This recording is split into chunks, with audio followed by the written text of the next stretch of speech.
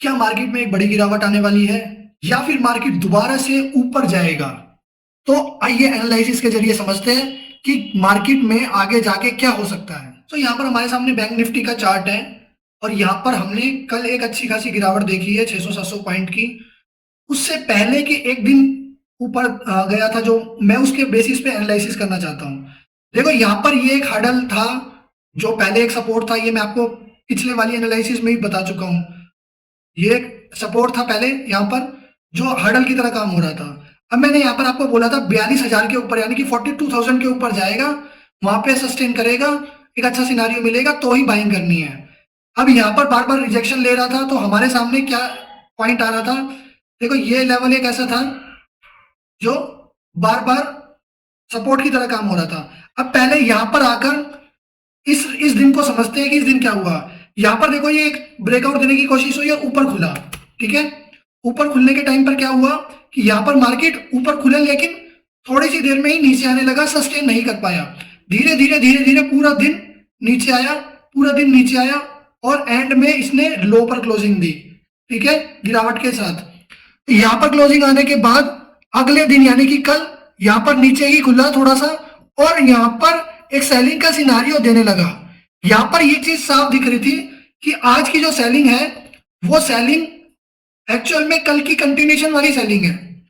यानी कि अगर मैं देखूंगा ना तो ये जो सेलिंग आ रही थी यहाँ पर, इसी को कंटिन्यू कर रहा है इसने और यहाँ पर एक सेलिंग का सिनारियो चलता चला गया, ठीक है। अब इसमें यहाँ पर क्या समझ में आ रहा है कि आगे जाकर जो है सेलिंग आएगी या और नहीं आएगी। देखो यहाँ पर एक जो है सेलिंग के लिए एक पॉइंट है जो फेवरेबल में नहीं है। यहाँ पर बहुत सारे लोगों को दिख रहा होगा कि ये जो एक जोन था उसको काट कर नीचे क्लोजिंग हो गई। आप बिल्कुल सही हो, क्लोजिंग हुई है, लेकिन यहाँ पर एक और पॉइंट भी है। अगर मैं यहाँ पर 1 घंटे में जाऊंगा ना तो मुझे एक चीज समझ में आ रही है कि क्योंकि ये ऊपर से 42,000 से सीधा 41,000 आ गया, 41,900 आ गया, तो ये 1,000 पॉइंट की गिरावट हो गई है। अब यहाँ पर क्या होगा, ये ग्रीन कैंडल बनी है, यहाँ पर जब ये रिट्रेसमेंट करके और कंसोलिडेशन करके बाद में गिरेगा तो यहाँ पर गिरावट बढ़ने के चांसेस हैं, ठीक है।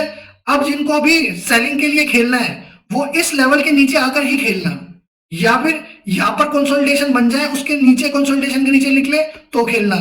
अदरवाइज ये मत सोचना कि ऊपर जाएगा तो हम सेलिंग करेंगे, क्योंकि वहां पर सेलिंग का सिनारियो बनेगा या नहीं बनेगा वो सेंटीमेंट वाइज उसी टाइम मार्केट में समझना पड़ेगा। यहाँ पर एक पॉइंट और भी है एनालिसिस में, ये है हमारे सामने इंडिया विक्स। तो इंडिया विक्स क्या होता है? वोलेटिलिटी इंडेक्स है, ये आप सबको पता ही है। अब यहाँ पर मैं पिछले 2-3 बारी से देख रहा हूँ कि विक्स जो है 11-12 आता है, 10 भी आता है और फिर वहां से बाउंस बैक आ जाता है। जनरली जब विक्स बढ़ता है तो मार्केट में गिरावट बढ़ती है, ठीक है, और ऑप्शंस में प्रीमियम ऐड होते हैं।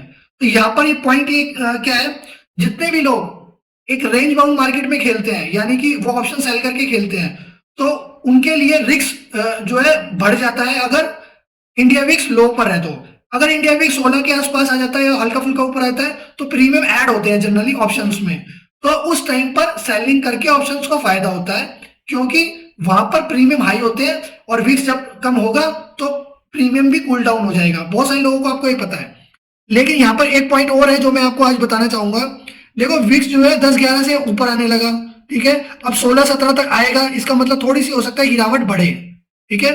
तो गिरावट बढ़े तो ये चीज याद रखना कि अब जो ये बाउंस बैक मिला है लास्ट के आधे घंटे में, 1 घंटे में, फ्राइडे को यहाँ पर कंसोलिडेट होने दो, ठीक है। उसके बाद ये लो कटेगा तो यहाँ पर बेस्ट सेलिंग करेंगे यहाँ पर। और यहाँ पर टारगेट भी मैंने आपको पिछली बार भी बताए थे, 40,200 का पहला टारगेट है और उससे पहला कोई टारगेट नहीं है। ये वाला पहला टारगेट है 40,200 के आसपास, ठीक है। बहुत ज्यादा नीचे आ जाए सेलिंग, बहुत ज्यादा आ जाए, 39,000 के आसपास आ जाए या 39,200 या 300 के पास आ जाए, वहां पे बाइंग बनेगी, क्योंकि ये सपोर्ट जोन है, ठीक है। यहाँ पर बाइंग है बिल्कुल 500 के पास, 39,200 के पास, 39,300 के पास। कोई बहुत बड़ी पैनिक सेलिंग आ जाती है, एकदम से डिप आ जाता है तो फिर बाइंग अपॉर्चुनिटी बन सकती है, ठीक है। उस टाइम पे ये चीज याद रखना। सो अगर आपको एनालिसिस अच्छा लगे तो वीडियो को लाइक करो और अपने सभी फ्रेंड्स के साथ इस वीडियो को शेयर कर दो, क्योंकि ये आने वाले दिनों में आपके लिए काम आएगा analysis. Thank you very much.